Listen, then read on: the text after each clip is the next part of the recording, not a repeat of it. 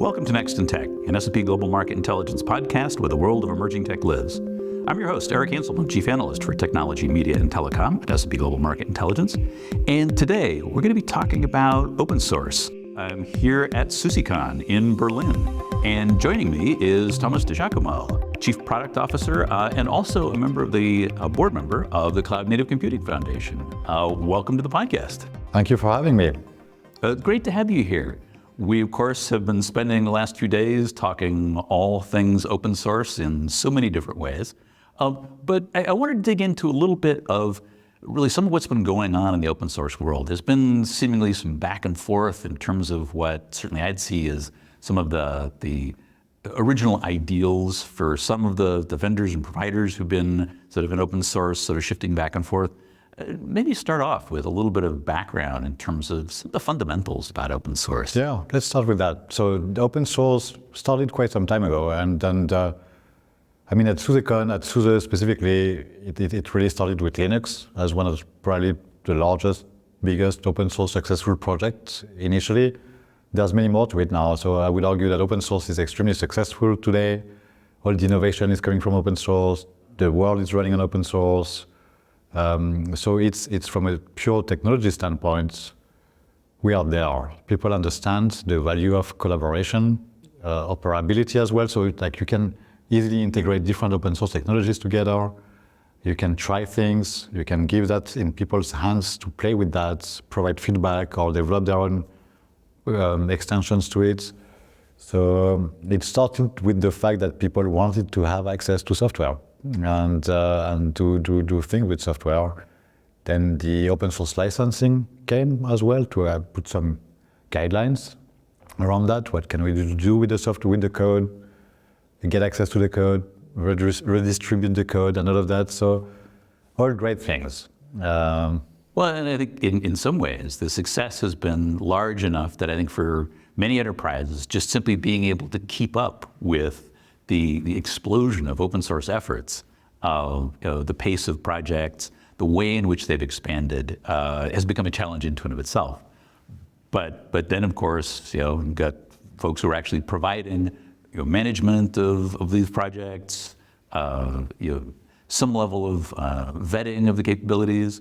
Again, as our listeners will know, when I've got my security hat on, ensuring the security of the code. Yeah.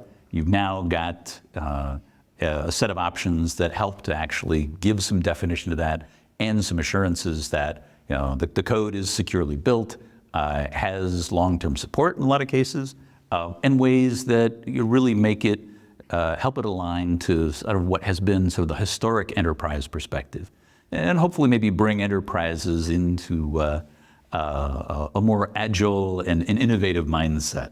But that's one of the things I've been seeing this week. So much that's going on. That's a very interesting contrast between the I wouldn't say it's the Wild West, but you get a lot in open source. Like you can find a lot of things. There are millions of projects, open source technologies. Everybody can start one. It doesn't mean you should adopt it blindly, right? Just because it's out there. Yeah, just because it's out there. I mean, you can test it, but you need also to be guided as an enterprise. If you're not in the IT infrastructure software business yourself, you need some help. You need some help to understand what it is that you need for your own business needs. So first of all, start with your purpose. So like, what are you trying to achieve in terms of your IT strategy? And then try to find partners or trusted advisors to help guide you in the open source, I shouldn't say jungle, but in the open source world, right? Jungle in a very positive way. Ecosystem. Yeah. And because as you mentioned, there's like the health of the community. Is it being driven by a single company? Is the technology sound, safe, future-proof? Is it going to be around? If you adopt a new technology, you want it to keep running for quite a while. Like you don't want that to disappear the next morning. If your business and mission critical workloads depend on that, then you need to have some kind of insurance that it will be there for quite some time. Well, if you look at what the CNCF's been doing, of course, that whole curation process of being able to go bring projects under an umbrella, to bring them through the process of maturation, again, offering some perspective in terms of how that ecosystem moves forward. So we get best practices in terms of governance, how to actually develop open source projects. and ensuring neutrality and that everybody has a voice, but that it's also like done in the right way. And also vetting that it's not dependent on like one company, there's the right open source license. There's open source and there's open source, right? So the point, like, we start as well sometimes projects by open source, like everything we do at SUSE is open source. So I've got my engineers, they innovate, they develop, I've got hack weeks where they play and they do things open source always. On GitHub, it's not mature enough to go to a foundation. It's like sandbox, exploring, experimentation. Then once you reach a level of maturity, then you can think about there's a need for that. It starts to make sense, the technology makes sense.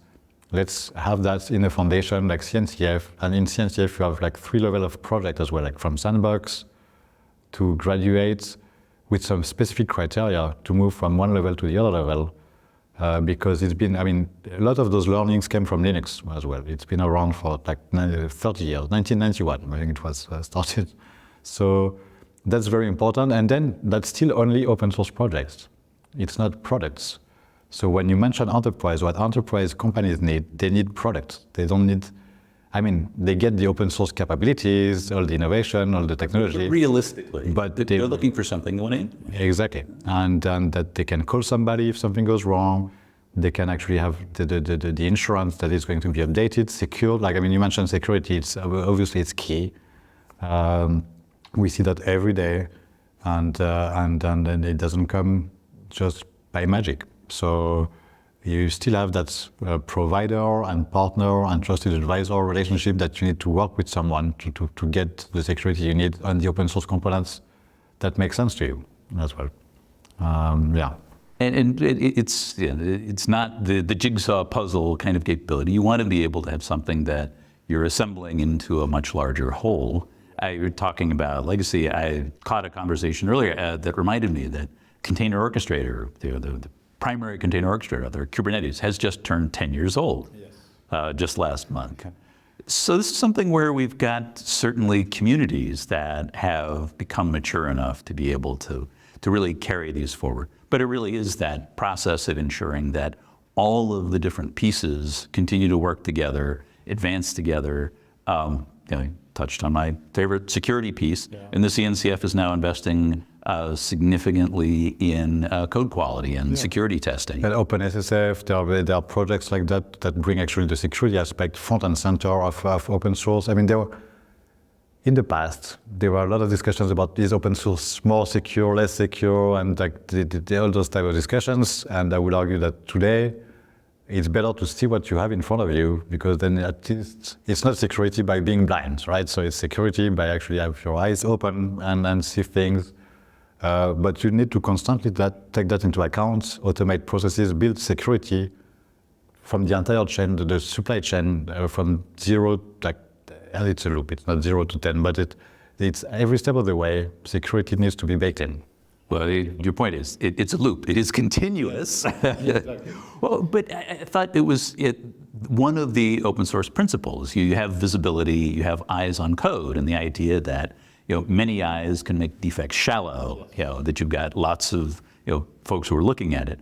Of course, we've been through a couple of situations in which, without, I think, a broad understanding, in fact, there weren't a lot of eyes because we didn't have the community support to be able to carry it. Things like Heartbleed, which most of our listeners will know about. But that's one of those things from a CNCF perspective, from a SUSE perspective.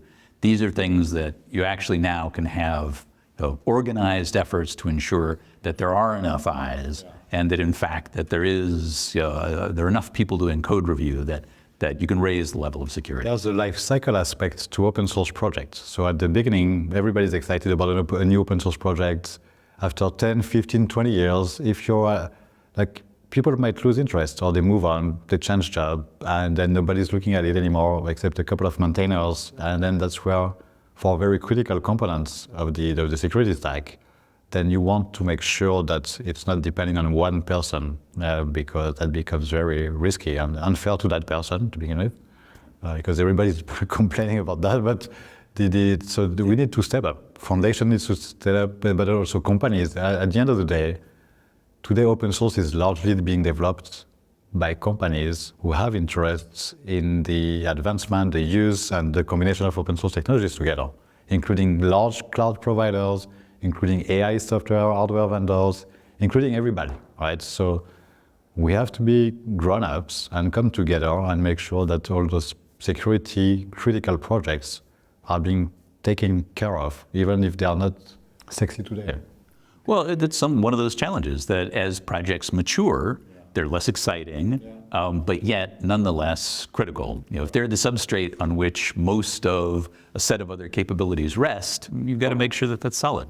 Exactly. But again, one of those things that, especially if you look at these CNCF's efforts, a lot of good things that are happening there in terms of where they are. Yeah, it is. And that's something that we need to constantly improve and look at and then working on it as a foundation. Well, I mean, fundamentally, it's ensuring that a lot of that spirit of open source, it continues to carry through. I mean, we've seen a number of, I guess, transitions back and forth, and we'll see where these shake out, around licensing and shifts, and the idea, I think specifically of HashiCor and sort of shifting what was an open core model in which the core capabilities were open and available, enhancements and such were wrapped around it. They actually decided that they wanted to shift the way they were actually managing and licensing. And now, of course, with their acquisition, there's that question of whether or not they're going to shift right back into more fully open environments.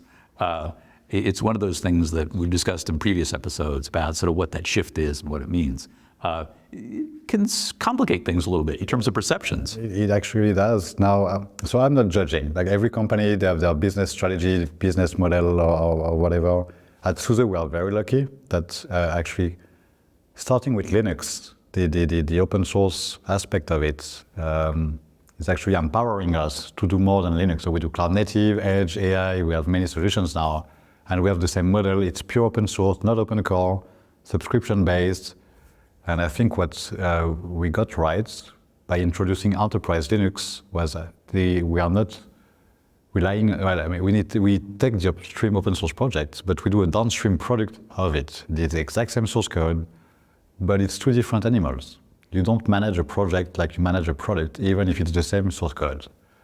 And some companies, when you're a startup, it's very difficult. Like, people are thinking about that way too late. So they think about how to monetize the value add that they provide with open source too late, because they start with adoption, but adoption doesn't mean monetization. So, as is true in many early stages. Exactly. And but you're right, it creates confusion in the open source world, and we saw customers that have been using those technologies, and they say, well, now no one is ensuring me that the open source technologies I'm using today are going to remain open source. And so at SUSE, the answer is yes, it's going to remain open source, but in the broader ecosystem, there's always a risk that it doesn't happen.